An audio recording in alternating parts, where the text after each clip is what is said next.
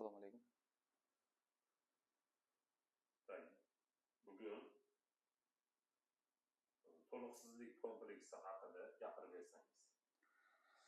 Xo'p, to'liqsizlik kompleksiga keladigan bo'lsak, bu psixologiyada oldingi asr psixologlari aniqlagan, ya'ni haligi majruh bolalarni o'rganish paytida shunaqangi xulosaga kelishganki, haligi ular o'zlarini qandaydir bir kam, qayerdadir to'liqsiz, qayerdadir bir kemtik sanab hayot kechirar ekan.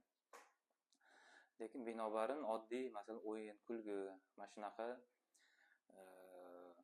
holatlarni o'ziga ep ko'radigandek bo'ladi. Uni hech qanaqangi asosi yo'q. Ya'ni o'ynab, baxtli bo'lib, oddiy bolalardek yashashga hamma imkoniyatlar bor, lekin undan foydalanmaydi.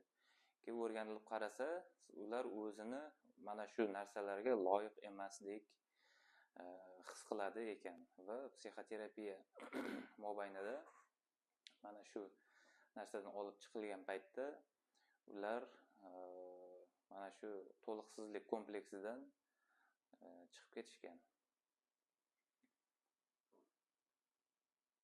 Bu to'liqsizlik kompleksida oiladagi muhitni ta'siri bormi? Xo'p, endi birinchi buni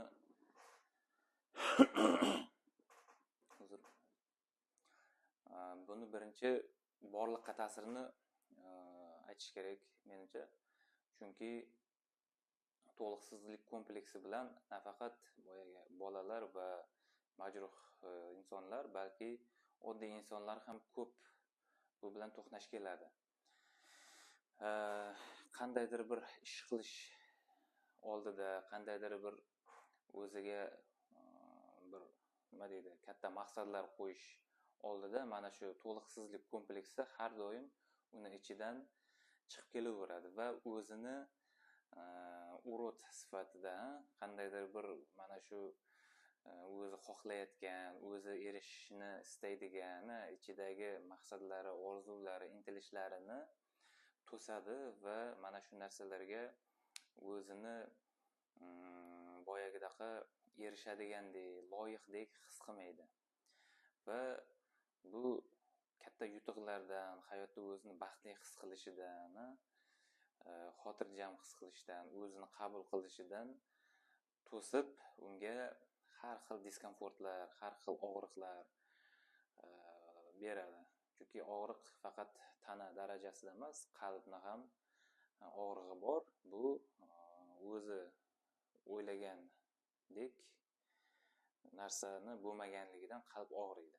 Ya'ni bir narsani xohlayapti, lekin ana o'sha narsa bo'lmaydi, amalga oshmaydi, mumkin emas, unga erishib bo'lmaydi. Ya'ni xohlayapti, lekin o'sha xohishini qondirish, amalga oshirish mumkin emas. Bu ham og'riq beradi. Va mana shunaqa to'liqsizlik kompleksi odamni aynan o'ziga, именно o'sha kompleksda yurgan odamni o'zini borlig'iga mana shunaqangi ta'sir qiladi. Har xil to'siqlar, bloklar, cheklovlar xohlaydi, lekin xohishini amalga oshira olmaydi. Mana shunaqangi unga nimalar bera boshlaydi, muammolar tug'dira boshlaydi. Ya'ni bu holatdan chiqib ketish usullari haqida gapirib o'tsangiz. Endi usullaridan oldin bu qayerdan keladi? Ya'ni buni kelib chiqish o'zini sabablari bor. Har doim to'liqsizlik kompleksi bu tashqaridan singdirilgan, tashqaridan munshat qilingan, haligi bolani ongiga, ayniqsa bolalik paytida bo'ladi. Bolani ongida mana shunaqangi bir iz qoldirgan bir vaziyatlardan kelib chiqadi. Ya'ni tarbiyachilar, ota-ona tarbiyalaydi, o'zidan kattalar tarbiyalaydi, maktablarda, bog'chalarda tarbiyalab qo'yilgan. Ya'ni mana shunaqangi holatga uni sun'iy ravishda kirgizib qo'yilgan. Chunki iqtidorsiz, talantlarsiz, qandaydir bir bu dunyoda bir narsani eplaydigan hamma odamni o'ziga yarasha hayotda o'zini o'rni bor, kerakli joyi bor. Lekin kompleks neполноценности, ya'ni mana shunaqa to'liqsizlik kompleksida yashayotgan odam o'zini hamma narsadan cheklovlar qilaveradi, hamma narsaga noloyiq his qiladi. Mana shunaqangi komplekslarda, azoblarda yashaydi odam. Bu har doim mana aytganimdek tarbiyachi bo'ladi.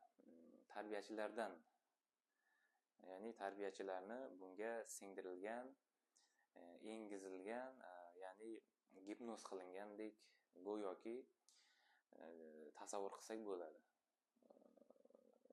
Haligi aytaylik, maktabda bormoqchi bo'layapti, qanday olimpiadaga bormoqchi bo'layapti. Bizani ayniqsa o'zimizni xalqimizda shunaqangi odat bo'lib ketgan, o'chir ovozingni, senga kim qo'yibdi olimpiadaga, undan ko'ra borib mol boq, uyni ishlarini qil, unaqa qil, bunaqa qil, yoki bo'lmasam hali qo'shnini, mana boshqalarning bolalari mana shunaqa qilib yuribdi, sen qachon unaqa bo'lasan deb, mana shunaqangi programmalar judayam bolani himoyasiz ongiga u kritiskiy fikrlay olmaydi. Kritiskiy fikrlay olmaydi. Buni to'g'ri baho bera olmaydi. Tak, menda rostdan ham shunaqami yoki bu oddiy uni haligi o'sha tarbiyalayotgan odammi, ota-onamizda yoki maktabdagi kayfiyati bo'lmaganida mana shunaqa deb gapiryaptimi? Yoki bo'lmasam uni shunaqangi tarbiyalagan va mana shu shunaqangi tarbiyalash norma holatida. Mana shunaqa avloddan avlodga o'tib kelayotgan programmalar ham bo'ladi. Mana shunaqangi programmada avtomatik tarzda, ongsiz ravishda gapiryaptimi? Buni kelib chiqish sababini anglash kerak. Chiqib ketish texnikalari anglash kerak. O'shani qayerdan kelyapti, kimdan kelyapti, qachon boshlandi, nima orqali, nima sabablardan va bu yerda chiqib ketish texnikalariga keladigan bo'lsak, kamida 2-3 texnika bor. Birinchi texnika bu mukashafa deyiladi, ya'ni sozertsaniya ruschasi o'tiriladi. Ana o'sha o'zingizni to'liqsizlik hissiyot ko'tariladi, ichingizda junbushga kelayotgan narsani va qaysi holatda, qaysi yoshda, qaysi joyda, kimlar bilan nimalar sodir bo'lgan va ana o'shani eslaysiz va hozirgi katta hayotiy tajribangiz bilan o'sha yosh bola, внутренний ребенок deydi, ichki bola, ana o'shani holatiga kirib borasiz va uni yorug'likka olib chiqasiz. Vaqt o'tib kelib qayta mana shu ichki kechinmalaringizga, ichingizda junbushga kelayotgan holatlaringizni ko'taraverganingizdan keyin bu narsalar sizga ta'sir qilmaydigandek oddiy programma bo'lib qoladi. Xo'p, endi nima desam ekan? Boshida juda qiyin, bunga ko'nikma hosil bo'lmagan odamga ichki nimaga tushish, ko'milish, ichki holatlarga, botinga borish noqulaylik tug'dirishi mumkin, ko'nikma hosil bo'lmagan. Shuning uchun oddiyroq texnika bor, bu masalan yostiqni urish. Ichida qandaydir hayot adolatsiz, men nimaga bunaqa odamman, yoqmaydi sizga, o'zingiz yoqmaysiz, hayot yoqmaydi, hayotdagi voqeliklar, qandaydir holatlar, nima deydi, o'tib bo'lmas to'siqlar, mana shularni ifodalash kerak. Bu ifodalash, oshkorlash texnikasi. Ya'ni boshida prosta yostiqni urishingiz mumkin yoki shahar tashqarisida qandaydir tog'li odamlar kam yo'q joyda bo'ladigan bo'lsangiz, baqirsangiz bo'ladi. Ichingizda nimani his qilyapsiz? Nega hayot bunaqangi adolatsiz? Nega men bu to'siqlarni bosib o'ta olmayman? Nimaga boshqalar erishadi-yu, men erisha olmayman deganga o'xshaganmi? Qandaydir ichingizda nima his qilyapsiz? O'shani oshkorlash kerak, ifodalash kerak. Bu osonroq boyagi mukashafaga qaraganda, sozertsaniyaga qaraganda bu osonroq. Ya'ni oddiy o'tirasiz, nimani his qilyapsiz, shunday aytasiz. Endi boshida mana shu komplekslarda o'zini to'liqsiz his qilib yashaydigan odamda bu ham anaqa bo'ladi. Nima deydi? Qiyinchilik tug'diradi. Ya'ni u o'zini fikrini ochiq aytishga o'rganmagan, birovni xafa qilib qo'yishdan qo'rqadi. Постоянно birovni fikrini inobatga olgan holda, mubolag'ada yashagan odamda, ya'ni nimaiki ish qiladigan bo'lsa, mubolag'a, ya'ni buni qayerdadir kimgadir tegib ketishi, kimgadir zadebat qilishi mumkin degan fikrda yashaydi. Shuning uchun u o'zini kerak bo'lsa boyagi oson texnikani ham ayta olmasligi mumkin. U holda unga psixoterapevt kerak bo'lishi mumkin. Mana shu og'ir holatlarida, ya'ni unga terapiya qilish kerak bo'ladi. Endi har doim xohishga, niyatga bog'liq, nimani niyat qilsang shunga erishasan deydi. Ya'ni bu komplekslardan, bu azoblardan qutulib ketish bor, realniy narsa va shuni xohlash kerak, chiqib ketishni, o'zgarishni, transformatsiya bo'lishni, bir insondan ikkinchi insonga aylanish, ya'ni haligi jar ptitsa deydi-ku, haligi yonib kul bo'ladi, keyin kulidan yana qaytadan yangi qush paydo bo'lib, yangi bo'lib uchib ketadi. Xuddi shunga o'xshab ichkaridagi hamma mana shu yonayotgan narsalar yonib kul bo'lib, yana qaytadan yangi insonga aylanish mumkin. Yangi model, yangi versiyaga aylanish mumkin. Shuning uchun bu narsa bunaqangi holatdagi odamga umid bor, umidni so'ndirish kerak emas. Ochilish, ya'ni yopilib qolgan shaxs sifatida mana shuni ochilishga imkoniyatlar bor. Savollar? Yana bitta savol. Qani psixoterapevtga yoki psixologga borishga imkoniyati yo'q odam, lekin xohishi bor. Shu ichki kechinmalarini tahlil qilib, shuni o'zini joyiga qo'yib, yoki ko'ngilishga, o'tmishidan ketishga xohishi bor-ku, lekin imkoniyati yo'q psixolog bilan gaplashishga. O'shanga bir yengilroq texnikalar haqida, ya'ni bu holatidan chiqib ketish yengilroq texnikalar haqida bir ikki og'iz gapirib o'tsangiz. Endi bu anaqaga aylanib qolmasligi kerak-da. Mana shu kompleksda yashaydigan odamlar har doim g'iybatda yashaydi-da. O'sha o'ziga ayta olmaydi, yuziga borib, boshqa joyga borib, kim bilandir suhbat qiladi. O'sha shunaqa bo'ldi, mana shunaqa bo'ldi. Yaxshi odam emas, boshqa. Mana shunaqangi holatga tushish mumkin. Ya'ni buni kompensatsiya deydi. Kompensatsiya, ya'ni muammo bor, muammo hal bo'lmadi, muammoni o'rniga boshqa bir narsa beriladi. O'rnini bosuvchi beradi. Kompensatsiya degan o'rnini bosuvchi. Ya'ni o'rnini bosuvchi bu mana shunaqa g'iybat qilish, birovni yomonlash, orqasidan gapirish, haligi borib dadamga aytib beraman, seni oyimga aytib beraman deganga o'xshagan narsa bo'lmasligi kerak. Faqat dadasini o'rniga qanday o'sha birga g'iybat qiladigan bir o'zini dugonasimi, o'rtog'imi yoki bir kimdir tanishiga borib orqasidan gapiraveradi. Undan ko'ra yuziga gapirish kerak. Yuziga gapirganda shunaqangi gapirish kerakki, siz ichingizda bo'layotgan og'riqni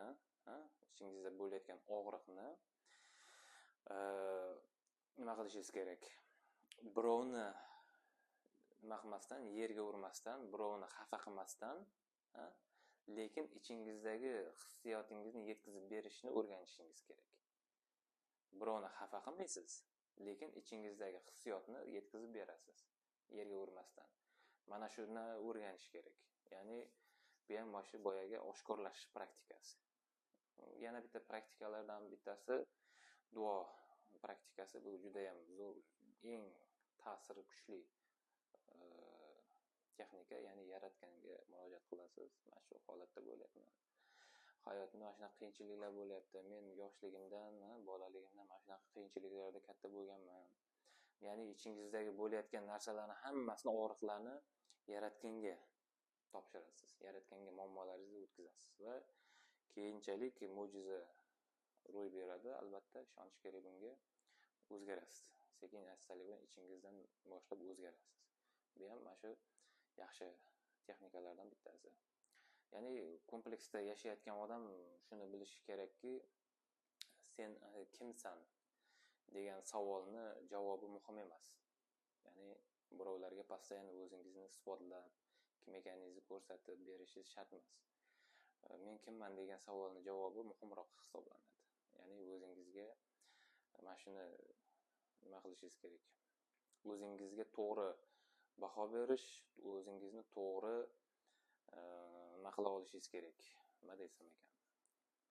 To'g'ri pozitsiyaga qo'ya bilishingiz kerak. Ya'ni birov sizni kelib sen yomonsan desa bo'ladi, yomonsan, sen yaxshisan desa yaxshisan. Ya'ni o'zingizni mana bu nimangizni, bahoyingizni nima birovga berib qo'ymasligingiz kerak.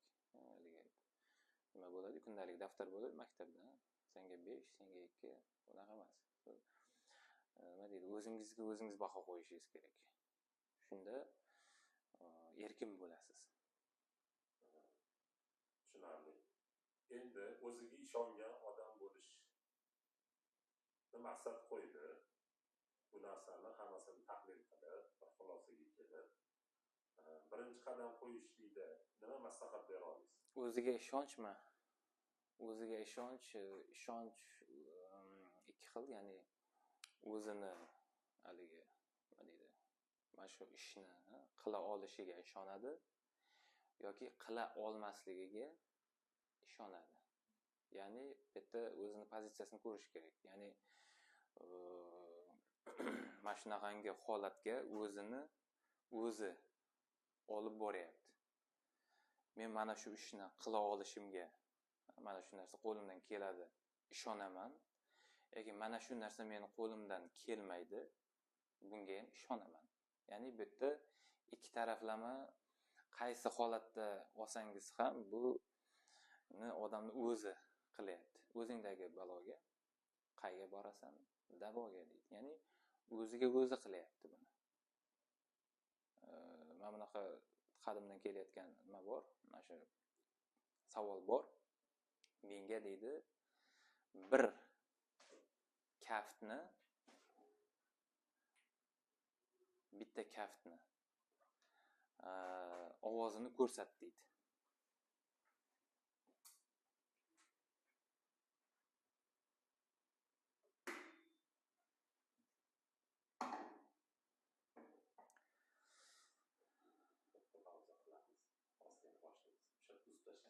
Hop, qarang, men sizga bitta savol beraman.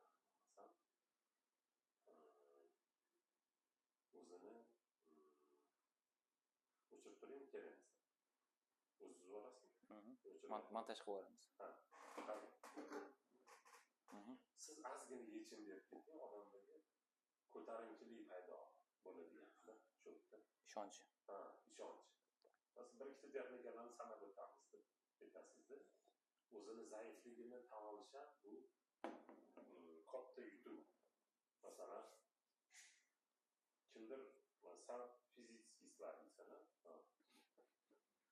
mayli sizlar deyman, lekin men yana kuchliman. Shu kuchli tomonni rivojlantirish haqidami? Nima deb o'ylaysiz o'zingiz? Bo'ldi. Yo'q, o'shani sonalariga yonib o'tirib yoqqan?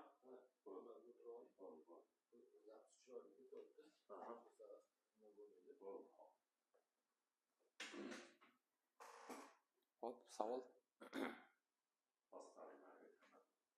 Ya'ni hozir sanab aytib o'tdingiz. O'zini zaif tomonlarini tan olish haqida.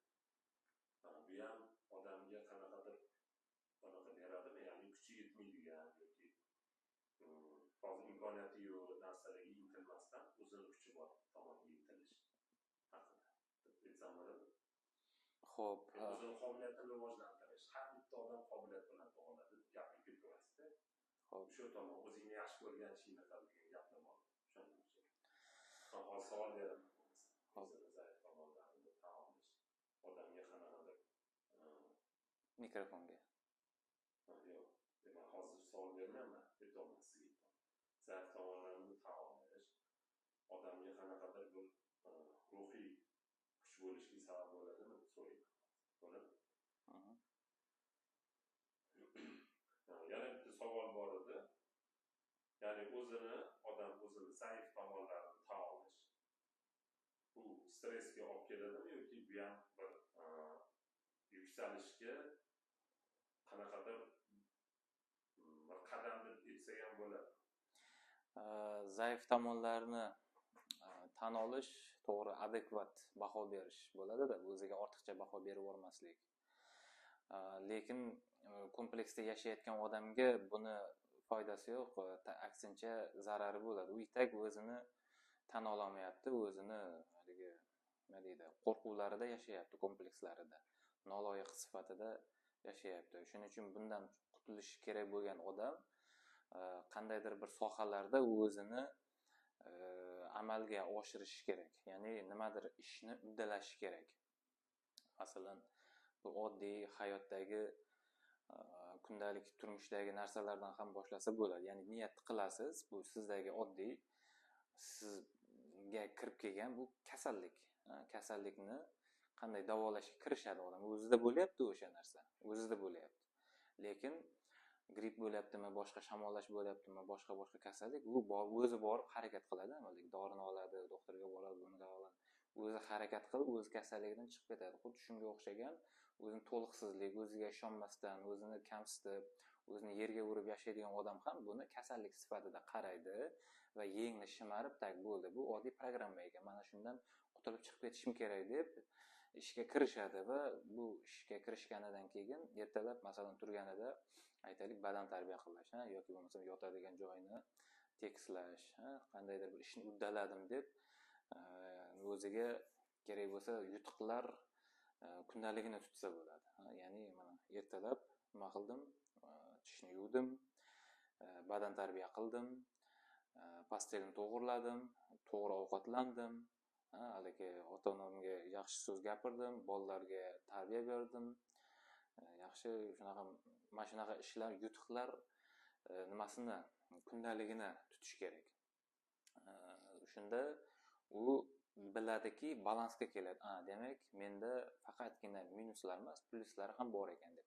Bu уже terapiya bo'ladi va keyinchalik mana shu anglab ichidan ko'tariladigan narsalarni, ya'ni qo'rquvlar, o'ziga bo'lmagan ishonchsizliklarni o'tirib anglashiga to'g'ri keladi. Anglash kerak, ya'ni ichkariga nazarni ichkariga qaratish kerak.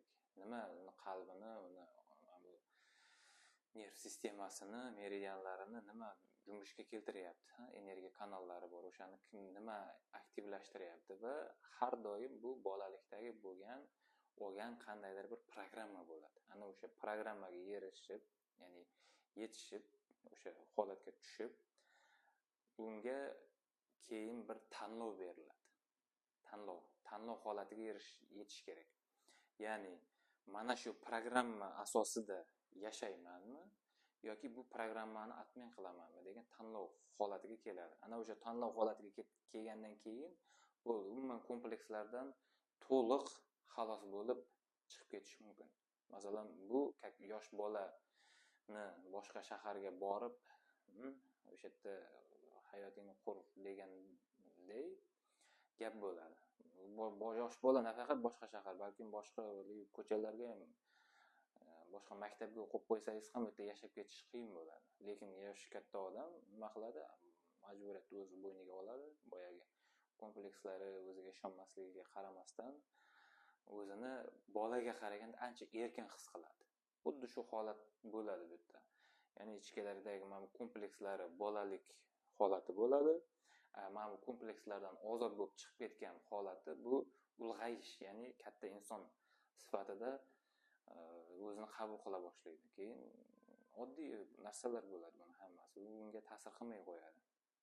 Qandaydir sen yomonsan dedimi, sen boshqasan dedimi, sen unaqa desin, nima desa deyversin, unga ta'sir qilmaydi. Nimaga? Chunki bu holatlardan, bu o'yinlardan katta bo'lib ulg'ayib chiqib ketdi. Bu o'yinlarni o'ynamaydi bu.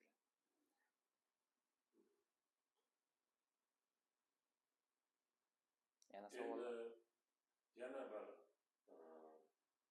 konkret qilish kerak bo'lgan ishlarni misolni keltirib sanab bersangiz, kundalik tutish, kichkina yutuqlarini tasdiqlash, yana kattaroq maqsadlar qo'yish uchun odam nima qilish kerak va hayotda shu narsaga erishgan odamlarni misol keltira olasizmi?